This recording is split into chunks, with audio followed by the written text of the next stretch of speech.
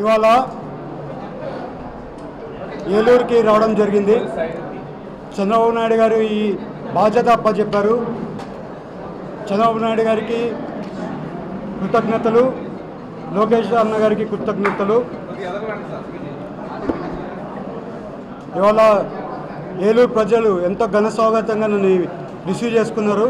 అందరికీ మా ఏలూరు ప్రజలకి, ఏలూరు పార్లమెంటు, ఏలూరు నియోజకవర్గ ప్రజలందరికీ కూడా నమస్కారాలు. మా కార్యకర్తలు, టీడీపీ కార్యకర్తలు, జనసేన కార్యకర్తలు, బీజేపీ కార్యకర్తలు అందరికీ ధన్యవాదాలు.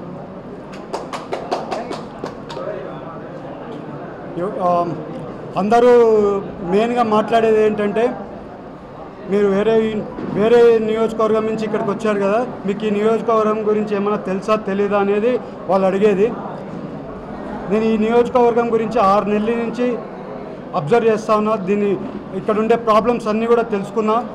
ప్రతి ఒక్క కాన్స్టిట్యున్సీ వైజ్ నాకు ప్రాబ్లంలు తెలుసు.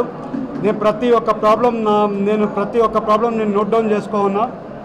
పేపరు ప్రతి ఒక్క ప్రాబ్లమ్స్ అన్నీ కూడా నోట్ డౌన్ చేసుకుంది. ప్రతి ఒక్కటి ఆల్మోస్ట్ 8-9 పేజీల ప్రాబ్లమ్స్ అన్నీ నాకు తెలుసు, అన్నీ స్టడీ చేసుకోన్నా. ఇంకోటి, నేను పుట్టి పెరిగింది అంతా కూడా కర్ణాటక, నేను చదువుకునేది అంతా కూడా కర్ణాటకలోనే. ఇంజనీరింగ్ మాత్రం ఇక్కడ ఆంధ్రాలో చేశాను. ప్రాంతం అనేది ఇది లేదు, సేవ చేయడానికి ప్రాంతం అనేది ఇది కాదు. నేను చాలా కార్యక్రమాలు చేశాను. ముందు కూడా ఒక విలేజ్ని దత్తత తీసుకొని డెవలప్ చేశాను. అలాగే మా విజయలక్ష్మి సేవా సొసైటీ నుంచి చాలా వరకు కార్యక్రమాలు చేస్తూ ఉంటాను. అది గుర్తించే చంద్రబాబు నాయుడు గారు ఏలూరు పార్లమెంటు నువ్వు వెళ్తే బాగుంటుందని చెప్పి నాకు ఈ అవకాశం ఇవ్వడం జరిగింది. ఈ అవకాశంను మా ఏలూరు ప్రజలకి ఏది సమస్య వచ్చినా కూడా నేను అందుబాటులో ఉంటాను. మా పార్టీ ఆఫీస్ ఇక్కడే తీసుకున్నాము ఏలూరులో.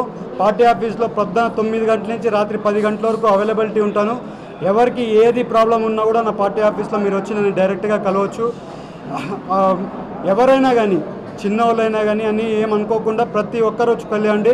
నన్ను అందరూ, ఏలూరు ప్రజలందరూ కూడా ఆశీర్వదించాలని కోరుకుంటూ, మీ తమ్ముళ్ళలాగా భావించండి, మీ కొడుకులాగా భావించండి, అందరూ నన్ను ఆశీర్వదించాలని కోరుకుంటున్నాను.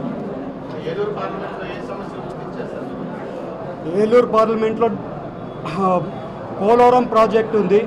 పోలవరం ప్రాజెక్టుకి వాళ్ళని షిఫ్ట్ చేయాల్సింది, క్లియరెన్స్ వాళ్ళకి ఇది చేయాల్సింది ఉంది. పట్టుసీమ ప్రాజెక్ట్ ఉంది. చింతల్పూడి లిఫ్ట్ ఇరిగేషన్ ప్రాజెక్ట్ కూడా కంప్లీట్ చేయాల్సింది ఉంది. అలాగే మన పామ్ ఆయిల్ వాళ్ళకి కూడా ప్రాబ్లం ఉంది. వాళ్ళ ఒక ఫ్యాక్టరీ తీసేస్తే ఇంకొక ఫ్యాక్టరీ కూడా తీయాలని అనుకుంటున్నారు. అలాగే ఇంకొక ఇష్యూ వచ్చేసి వాళ్ళకి గిట్టుబాటు ధర లేదు. తెలంగాణలో ఏమో గిట్టుబాటు ధర ఎక్కువ ఉంది, వీళ్ళకేమో ఇక్కడ గిట్టుబాటు ధర తక్కువ ఉంది. అలాగే ఏలూరు పార్లమెంట్లో కూడా డ్రింకింగ్ వాటర్ ఇష్యూ ఉంది. అలాగే ఏలూరులో డ్రైనేజ్లు ఎప్పుడో 2019లో లోకేష్ గారు ఆ డ్రైనేజ్లు స్టార్ట్ చేస్తే అది అక్కడికి వదిలేసారు, వాళ్ళ వరకు స్టార్ట్ చేయలేదు. అలాగే ఏలూరు పార్లమెంట్లో చాలా ఇష్యూస్ ఉన్నాయి. కంటిన్యూస్గా నేను చెప్పుకుంటూ పోతే ఆల్మోస్ట్ చాలా ఇష్యూస్ ఉన్నాయి. దాని గురించి ప్రతి ఒక్కటి మళ్ళీ మాట్లాడుకుందాం. నాకు అన్నీ కూడా ఇష్యూస్ అన్నీ కూడా నాకు ఐడియా ఉంది.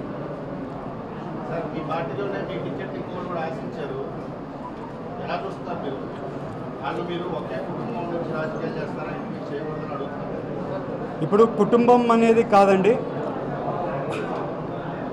ఇక్కడ ఏంటంటే పార్టీ ఏమని ఆలోచిస్తే ఇక్కడ టీడీపీ పార్టీ గెలవడం ఇంపార్టెంట్.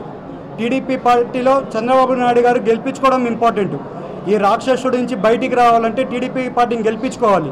టీడీపీ పార్టీని గెలిపించుకుంటే మన మీద పెట్టిన కేసులైనా కానీ, అభివృద్ధి కార్యక్రమాలైనా కానీ, వేరే కార్యక్రమాలన్నీ కూడా మనము టీడీపీ పార్టీ ఉంటేనే చేసుకోగలుగుతాం.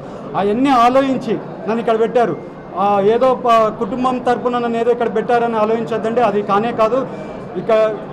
నన్ను పెట్టి ఇక్కడ నియోజకవర్గం ఈ అబ్బాయి అయితే గెలిపించుకుంటాడు, ఈ అబ్బాయి అయితే కష్టపడతాడు, ఈ అబ్బాయి అయితే అందరికీ అందుబాటులో ఉంటాడని చెప్పి ఆలోచించి ఇచ్చారు.